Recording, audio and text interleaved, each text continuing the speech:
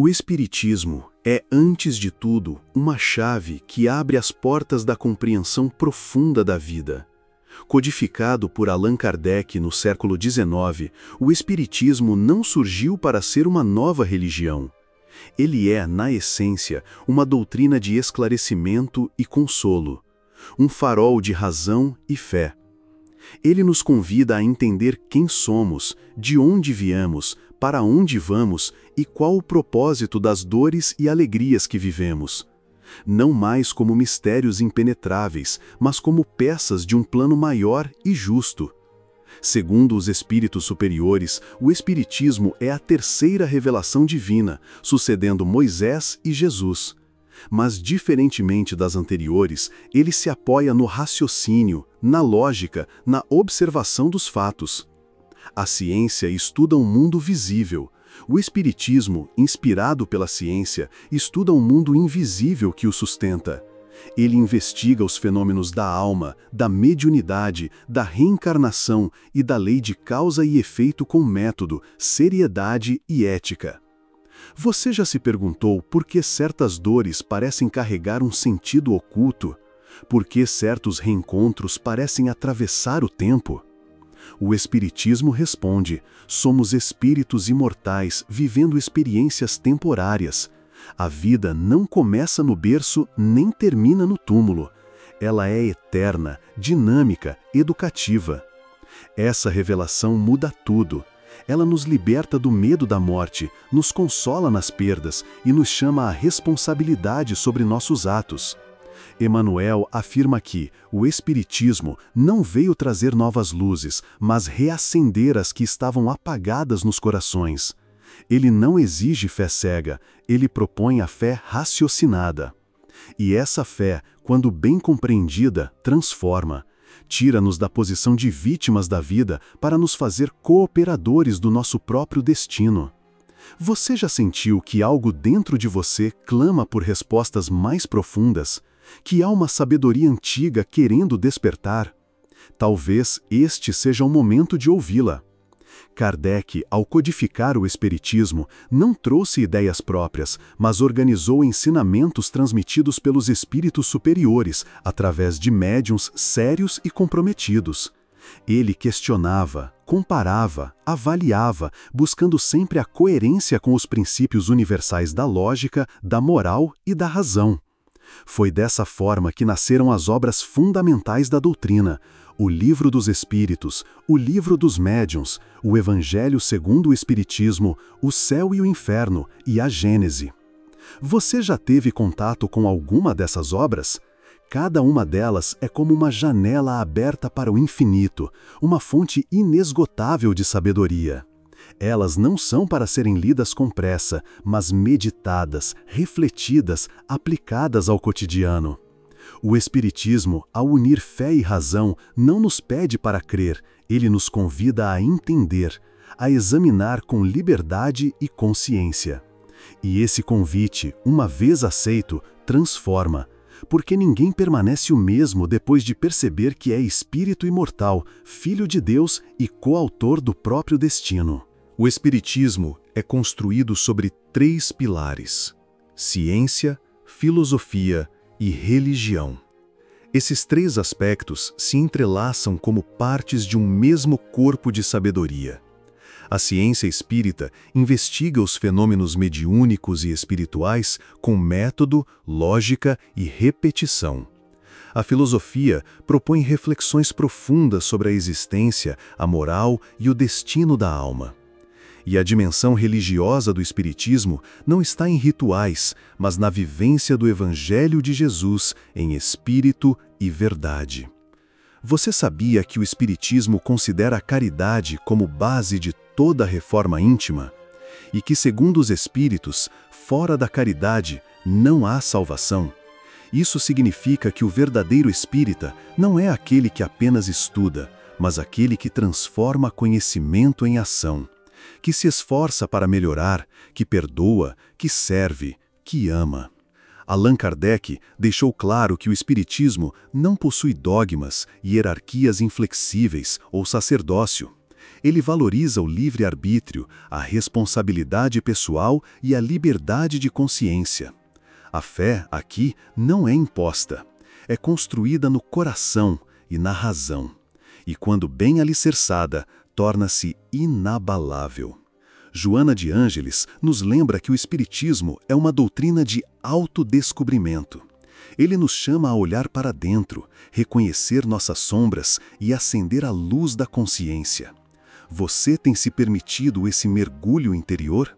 A proposta espírita não é fácil. Ela nos chama ao autoaperfeiçoamento constante, mas ao mesmo tempo oferece ferramentas poderosas, o conhecimento da reencarnação, o entendimento da lei de causa e efeito, o apoio dos bons espíritos, a certeza da vida após a morte. A doutrina espírita é uma bússola que aponta para o norte da evolução espiritual. E esse caminho, embora repleto de desafios, é também o mais seguro para alcançar a paz real. A filosofia espírita nos faz refletir sobre o sentido da vida e a nossa responsabilidade diante dela. Pergunta: qual o valor do sofrimento? Por que o bem muitas vezes parece não ser recompensado na Terra? E oferece respostas que nos libertam do desespero. Já a ciência espírita estuda os fenômenos com metodologia, registrando comunicações mediúnicas, analisando curas, visões, aparições, obsessões e os chamados fenômenos inteligentes que desafiam explicações puramente materiais. Não há contradição entre espiritismo e ciência. Kardec dizia que se a ciência provar algo contrário à doutrina, esta se reformulará. Isso demonstra sua humildade e caráter progressista. A proposta espírita é clara. Não basta acreditar, é preciso compreender. Não basta estudar, é preciso transformar-se. Você já aplicou algum ensinamento espírita no seu dia a dia? Notou como a paciência diante de uma ofensa muda a vibração ao redor? Como o perdão liberta mais a quem o oferece do que a quem o recebe? A vivência espírita começa nos pequenos gestos, começa no silêncio que evita um conflito, na prece antes de dormir, na gentileza com os que cruzam nosso caminho. É assim que o espiritismo deixa de ser um livro na estante e passa a ser uma luz viva no coração. A reencarnação é um dos pilares mais belos e justos da doutrina espírita. Ela nos ensina que a vida é uma escola de múltiplas existências, que nascemos, morremos e renascemos tantas vezes quanto forem necessárias para aprender a amar e evoluir. Cada reencarnação é planejada com sabedoria. Nada é por acaso. O lar onde nascemos, o corpo que recebemos, os encontros e desafios que vivemos, tudo tem uma razão educativa. Muitas vezes, aquilo que hoje nos fere é o que ontem ferimos. Aquilo que hoje nos falta é o que ontem desperdiçamos. A lei de causa e efeito não pune, ela educa. Corrige com amor o que o livre-arbítrio deformou. Você já sentiu que carrega marcas que não vêm desta vida? Já conheceu pessoas com quem o vínculo parece ancestral? A reencarnação explica os mistérios do afeto e da dor. Ela reconcilia a justiça com o amor divino. Mostra que Deus não castiga, mas ensina. André Luiz nos mostra em suas obras que o espírito participa da programação de sua nova existência. Escolhe provas, aceita limites, planeja reencontros para se redimir, servir e crescer. É por isso que não devemos julgar as dores alheias. Cada espírito está em jornada única. Todos estamos em processo de reparação e progresso. A dor, quando compreendida, torna-se alavanca de renovação. A perda, quando aceita, torna-se libertação. E cada gesto de amor que fazemos se torna luz para o futuro. A reencarnação é a esperança viva de que o hoje nunca é o fim.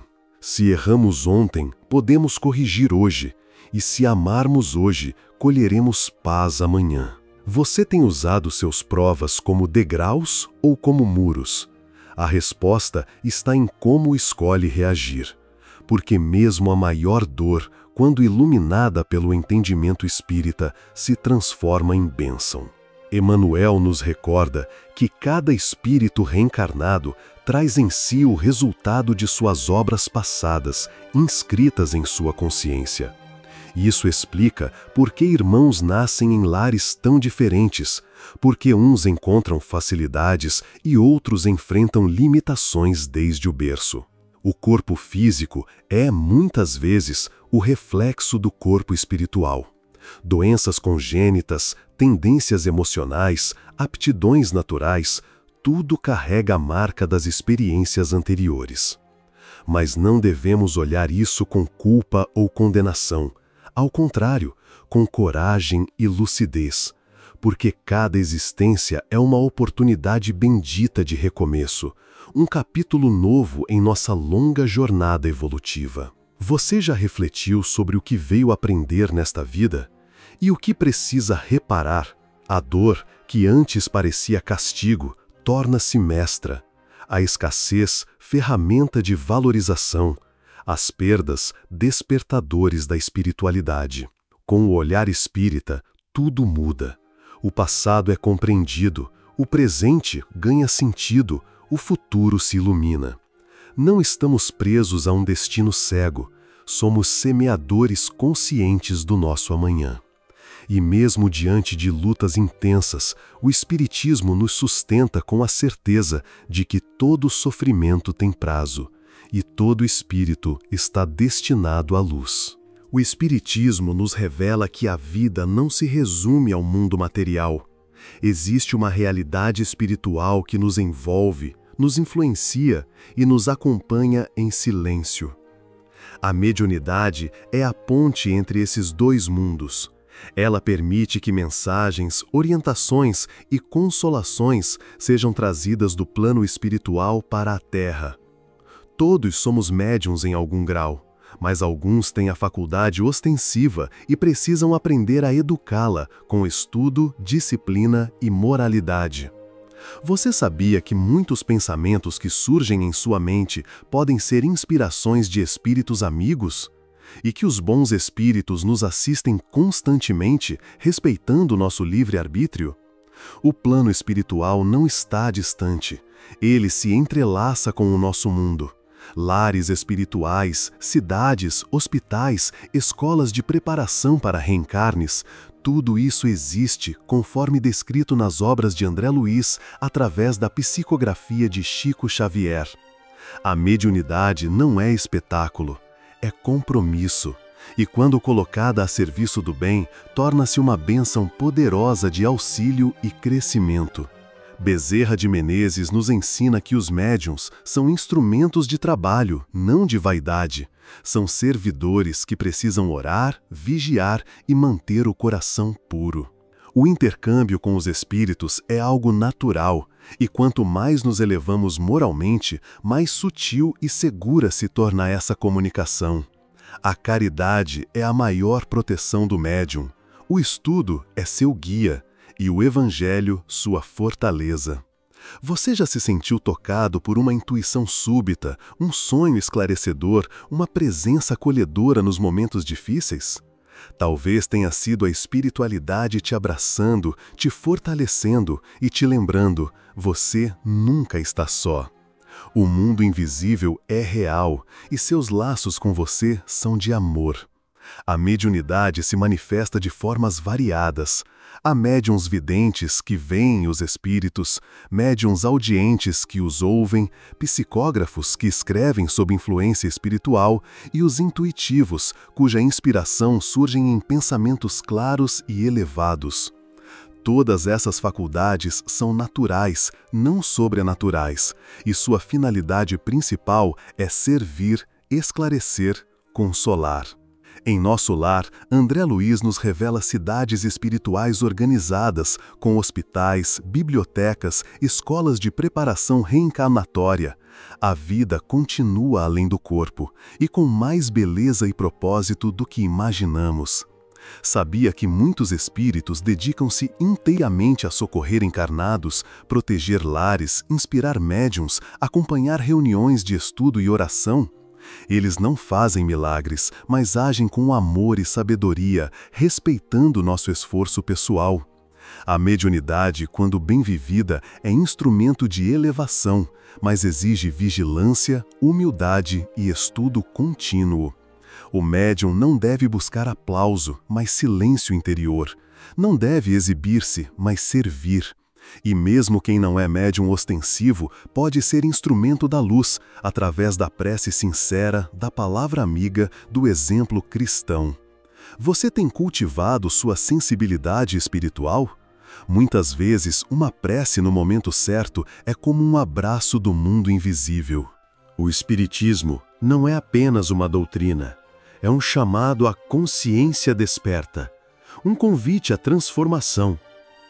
Ele nos revela que não estamos sós, que a vida tem propósito, que a dor educa, que o amor liberta, que Deus é Pai e que todos somos irmãos. Essa revelação muda a forma como vemos a nós mesmos, o outro e o mundo. Traz responsabilidade, mas também consolo. Traz disciplina, mas também esperança. Você não é um acaso, não é um corpo que pensa, é um espírito imortal em jornada de crescimento. Tudo o que você faz, sente e escolhe molda o seu futuro espiritual. Cada ato de bondade, cada renúncia ao egoísmo, cada oração sincera, tudo conta, tudo constrói. Joana de Ângeles nos recorda: a luz está em ti, mas precisa ser acesa pela vontade. A transformação começa de dentro para fora. É silenciosa, mas poderosa. Não espere ser perfeito para começar. Comece onde está, com o que tem. Perdoe hoje, agradeça agora, sirva sempre. O Espiritismo nos mostra que a felicidade é uma construção, que o céu começa dentro da alma, e que mesmo quando tudo parece escuro, há uma estrela acesa em nosso íntimo, apontando o caminho de volta para Deus. Você já acendeu essa luz? Se essa mensagem tocou seu coração, compartilhe. E se você acredita que a vida continua após a morte, se acredita em mundos habitados, na justiça divina, na força do amor, comenta aqui. Qual ensinamento do Espiritismo mais te inspira? Nada está perdido quando o coração decide recomeçar. Cada dia é uma nova oportunidade de luz. Cada amanhecer é um convite à renovação. Mesmo as lutas mais silenciosas, quando enfrentadas com fé, constroem em nós a fortaleza da alma. O Espiritismo não promete facilidades, mas oferece compreensão. E essa compreensão é o antídoto contra o desespero, o impulso para seguir mesmo quando tudo parece ruir. Leon Denis dizia: o Espiritismo é a ciência do futuro e a religião do progresso. Ele não veio para adormecer consciências, mas para despertá-las. A vida é maior do que imaginamos. Seu sentido vai além da matéria. Somos viajores do infinito, caminhando de estrelas em estrelas, guiados pelo amor de Deus. Você sente esse chamado? Se sim, aproxime-se, estude, questione, ore, sirva, ame. Permita que o Espiritismo seja mais do que uma ideia, que seja caminho, luz e farol em sua jornada. E se essa mensagem encontrou eco no seu coração, comenta aqui. Qual ensinamento do Espiritismo mais iluminou sua vida?